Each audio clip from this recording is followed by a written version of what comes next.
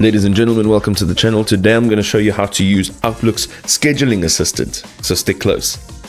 Alright, so the Outlook scheduling assist is really nice. What we can do is you have to go over on the left hand side to your calendar tab. You'll see now that all of my team members have their calendar displayed here. So we've all shared our calendar.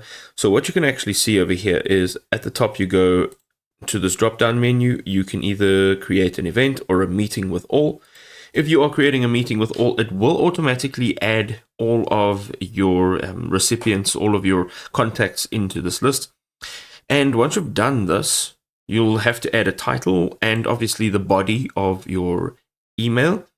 You can also search for a location over here and you can add that in, change the time and the date of your meeting. And then on the top right hand side, just over here, you will then see an Outlook meeting assistant option. You can click that, and basically what it'll do is it will sync everyone's calendar and it'll show you open spaces when every member is available. So you don't have to go run through everyone's schedule and see individually who's available when and work it out all manually. The scheduling assistant does it all for you.